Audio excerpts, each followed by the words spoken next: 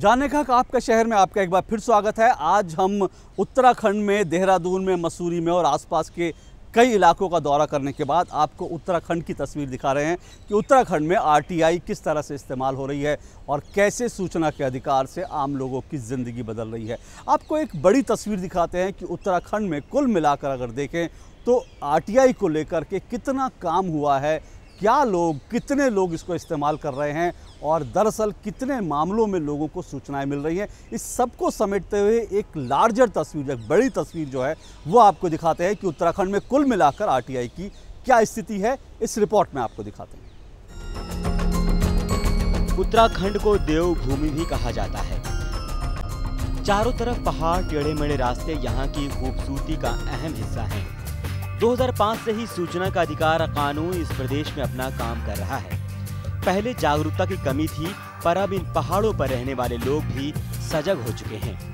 पारदर्शिता को लेकर सूचना का अधिकार कानून का लोग खुलकर इस्तेमाल कर रहे हैं। सूचना के अधिकार कानून की धारा 14 के तहत राज्यों में राज्य सूचना आयोग का गठन किया गया, जिससे कि राज्यों में भी आरटीआई का प्रचार प्रसार हो और आवेदक को आरटीआई का जवाब दिलाने में मदद करे। आरटीआई को और ज्यादा असरदार बनाने के लिए पिछले साल ही राज्य सरकार ने इसके नियमों में कुछ बदलाव भी किए हैं।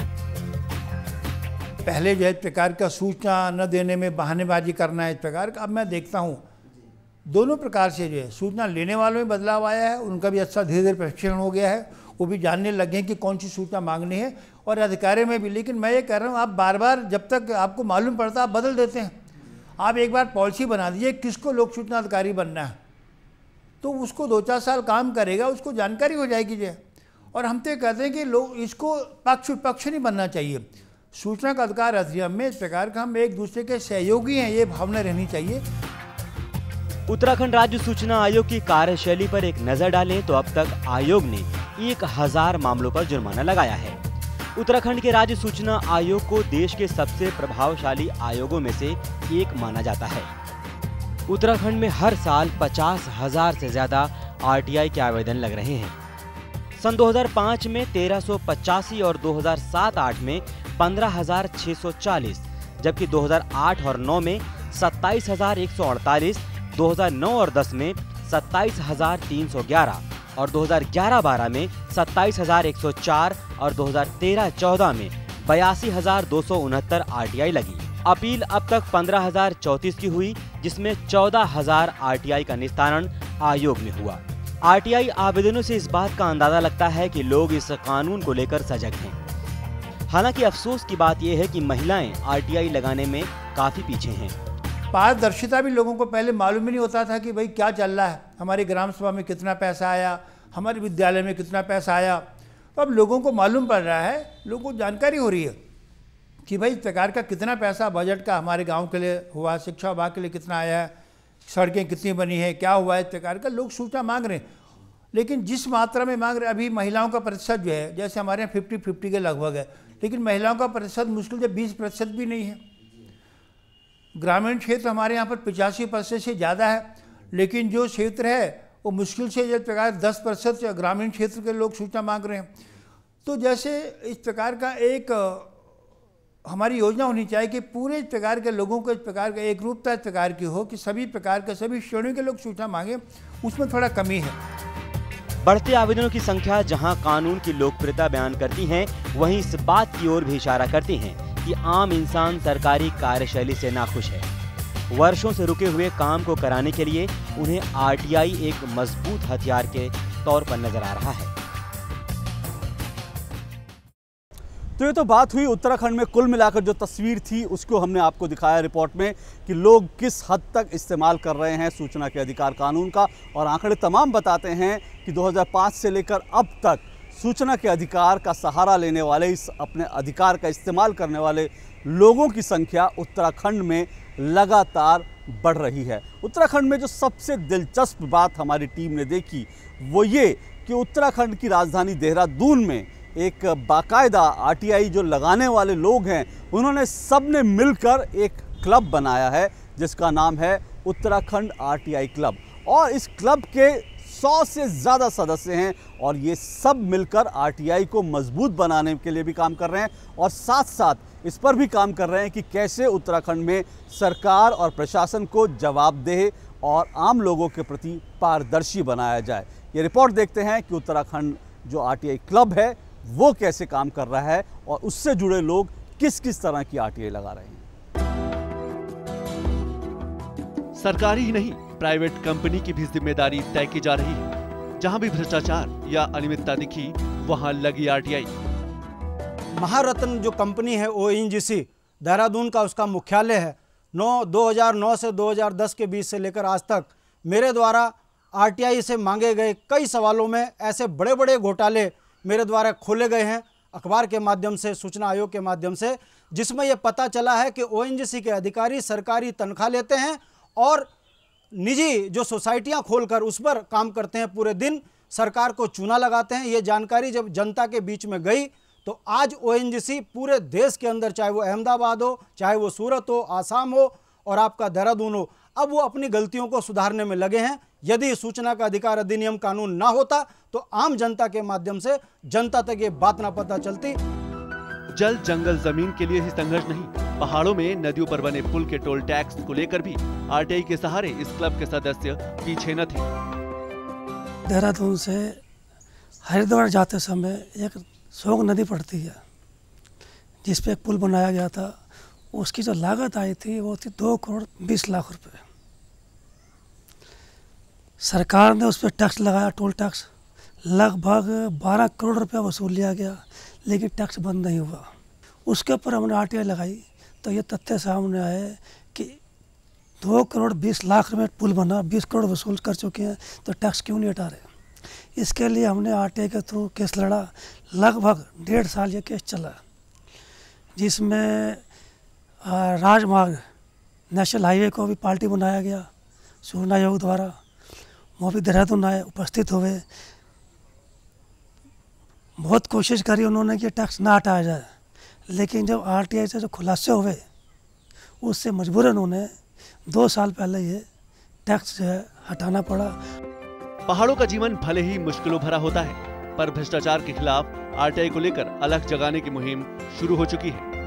इस समय हमारे क्लब की एक मुहिम जो चलनी चाहिए और चल रही है, प्लान किया है कि हम जो है, जैसे अध्यक्ष जी ने बताया कि अब हर डिस्ट्रिक्ट में हम लोग इकाई खोल रहे हैं, तो ज़रूरत है कि हमारा जो जितने पहाड़ के इलाके जो डिस्ट्रिक्ट हैं वहाँ पे एक अवेयरनेस कैंपेन की ज़रूरत है। वहाँ पर एक जागरण बहुत ज़रूरी है कि वहाँ पर इस आरटीआई के अस्त्र को इससे कैसे इसको हम इससे फ़ायदा उठा सकें और करप्शन को कैसे दूर कर सकें। उत्तराखंड में बड़े ही नहीं, बच्चे भी आरटीआई को लेकर सजग हैं। शिक्षा, सड़क, गांव की पगडंडियां जो खराब, उस पर लगी आरटीआई।